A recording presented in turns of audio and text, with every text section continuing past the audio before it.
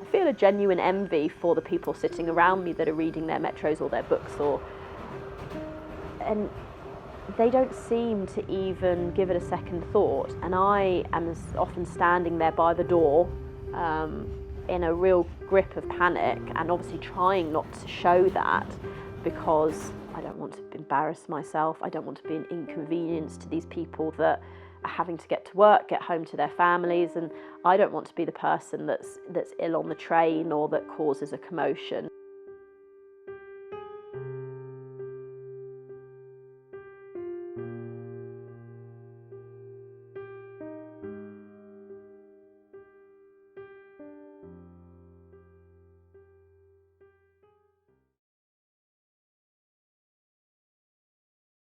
I attended a very small kind of family type school. I'd been there since I was about 7 years old. But the downside of that was when I came to finish my A-levels and actually leave that space, I suddenly felt very uneasy with my place in the world. I remember the first time I had a panic attack, and they started to happen a little bit more regularly and in places that previously wouldn't have been a problem.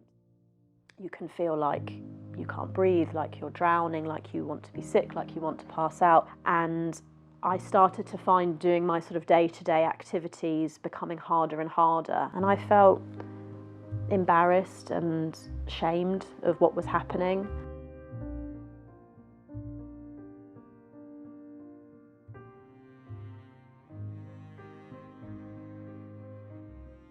I remember, and I knew it was coming, and as part of the reason I put it off for so long, I think, that I remember sort of sitting very dramatically on the edge of my bed in my parents' house, kind of holding this little foil packet in my hand and just crying, because I'd never wanted it to get to this point.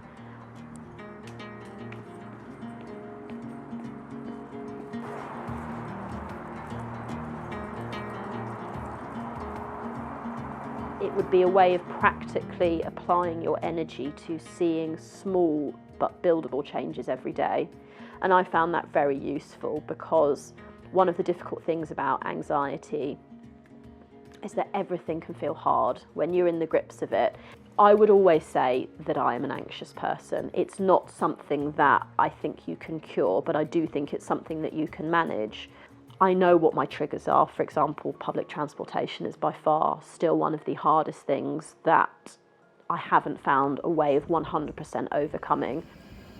Public transport for me is really to do with the claustrophobia and the feeling that I'm unable to escape.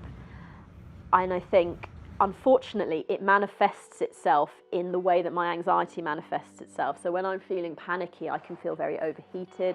I can feel shortness of breath, like the walls are closing in. I can feel dizzy. I can feel nauseous. And public transport, particularly the tube, just represents that for me in every single form. It's something that, particularly living in London and living in a big city, is essential to your existence here. It's very expensive to run a car, and I do that despite the fact that on occasion I can't afford it. I started to miss work as a result of it, because I didn't feel that those 15 minutes and the stress and the exhaustion that it created in my body almost didn't feel worth trying to persevere through.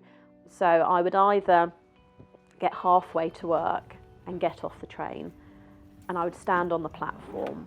And obviously this is rush hour, so there's a lot of people milling around you, and you feel very alone and very isolated, because you don't want to ask for help and you don't have anyone around that maybe you can even trust, because London can be quite cold in that way. And I would stand there, and the next train would arrive, and I'd think, it's too busy, I'll just wait for another one. And I would physically get up, and I would sometimes even go and stand by the doors or take a step onto the tube and think, no, and I would step back off again. And I would sometimes do this little dance with myself for sort of 15, 20 minutes.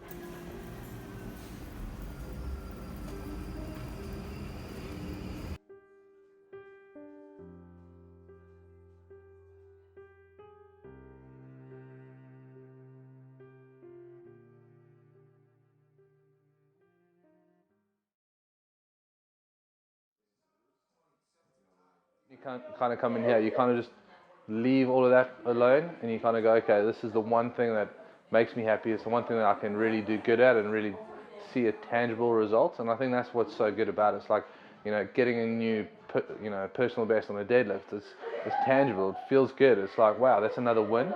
So you can accumulate all these wins, and eventually you start seeing yourself just actually achieving things and doing things you didn't know it was possible. And that I think that's a powerful tool.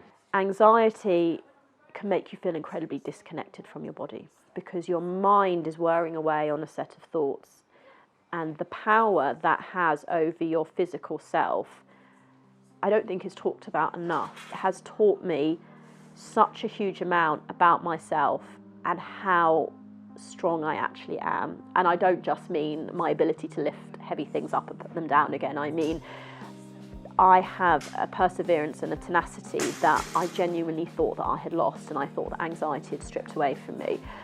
Knowing that actually I have the mental tenacity to push past those feelings and that desperate thought pattern of, why am I doing this? Let me quit. Why am I doing this? I can achieve something, and I can come out the other side and feel proud of myself, and also know that I'm physically capable of a great deal.